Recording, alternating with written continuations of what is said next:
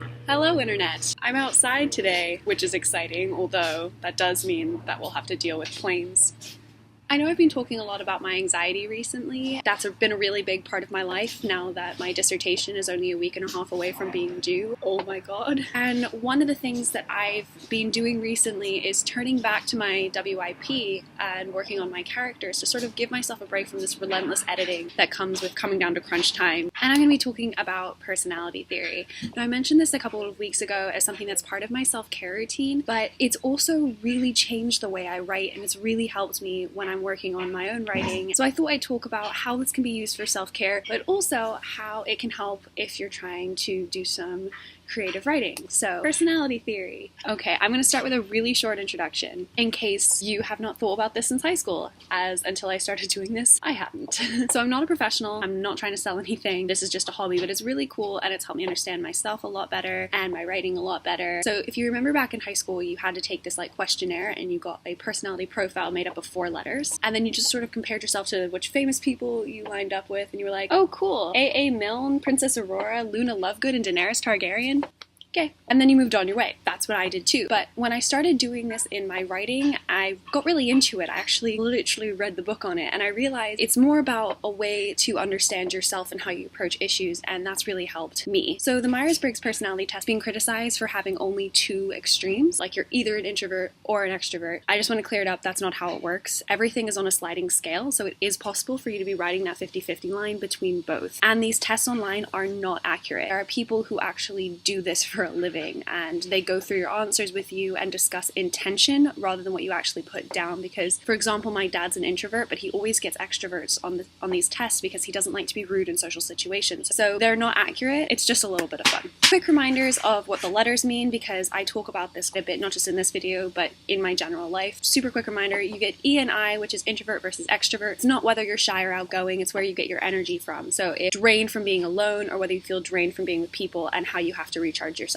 Next is intuition and sensing, and I'm going to be honest with you, this one has always confused me. The simple way that I think about it is how you approach the world. So this is a gross oversimplification, but intuitive people experience the world through patterns. They see forward and outward, whereas sensing people live right here, right now, what they can sense around them. Then you get F and T, feeling and thinking, and this is not about whether you're an emotional person versus a logical person, it's how you approach making decisions. If you do it because it makes logical sense, or if you do it because it feels right. And finally, you have judging and perceiving, and judging essentially means you like outer structure, and perceiving means you like outer flexibility. Outer is very important because if you're extroverted, if you enjoy structure in your life, you're J. If you like flexibility in your life, you're a P. But if you're introverted, the way that you experience your outer world is inherently opposite to how you actually experience the world. So someone who needs internal order would need external freedom, and vice versa. So if you're an introvert and you're an INFP, like I am, it actually means your outer world is super flexible to allow for a very structured internal world. It's a bit weird and opposite, but that's what that means. When I was trying to figure out what my personality type was, because I didn't feel like I fit with the one I kept getting in high school, I actually took 5 tests and compared myself, and I found that part of the big problem that I had when taking these tests is that I would choose what I wish I did, not what I actually do. If it said, oh, you're super good with deadlines, I'd be like, yeah, I'm great with deadlines, except for I get super anxious about deadlines. I always meet them and I think they're important, but I get super anxious about it and I prefer not to have them. So I was choosing that answer when really it was a different one. So it's more about admitting what you actually do than what you wish you did, and that's why the people who actually evaluate your tests work out a lot better than these online ones, because it's not as black and white. So now that I've finished that super quick introduction, I want to talk a little bit about why I'm talking about this. Like I said before, I mentioned this earlier in a self-care video, but I kind of glossed over it and I didn't really make it clear what I meant by that. In discovering my type, I've been able to understand a lot about myself. Now, the myers-briggs test is not about behavior. So if you read your type, you read about the stereotypical behaviors, like, oh, you're super altruistic, or you see the world through rose-colored glasses. I don't. But it's more about how you approach making those decisions. It's not about evaluating the stereotype, maybe understand more, but understanding what the individual letters meant helped me understand myself more. I mentioned in my very first video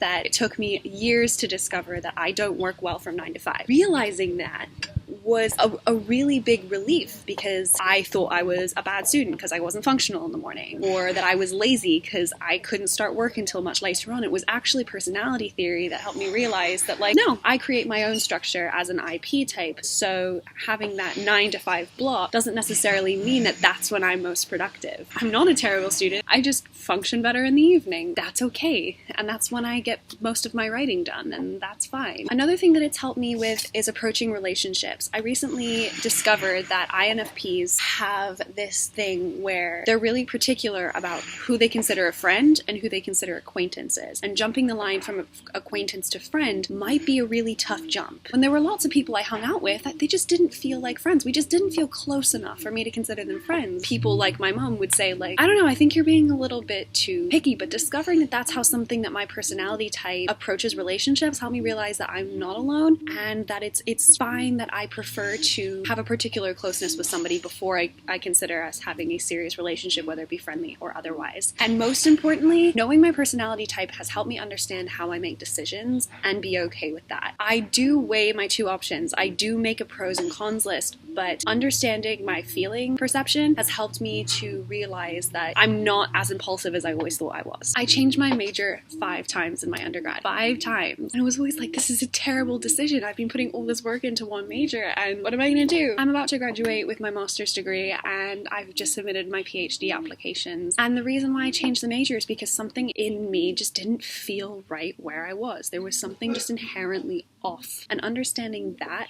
and telling myself that if it doesn't feel right, don't do it, really allowed me to be okay with my decisions and realize when I'm in a situation that's positive for me and when I'm in a situation that's not positive for me, like a bad relationship. Falling out of love with someone has always been something that I couldn't reconcile. I've always known it exists, but it was never something that I knew how to process. And understanding that sometimes it just doesn't click anymore really helped me not stress about relationships, not stress about decisions I've been making, and approach future big decisions with the knowledge that it needs to feel right. Otherwise, I'm going to be miserable for the next however many years that this decision is going to affect me. As a self-care tool, understanding my personality type has been a really big deal. It's a long-term solution, kind of like I said with finding myself, which is definitely comes from understanding my personality type, is this desire to figure out who I am. But understanding that the way you make decisions or the way you're approaching things is okay can really, really help. And finally, writers, this one's for you. This is how I actually got into personality theory. I was filling out one of those like character profiles that I found online, and it said, oh, what's their myers-briggs type? And I was like, oh, sure.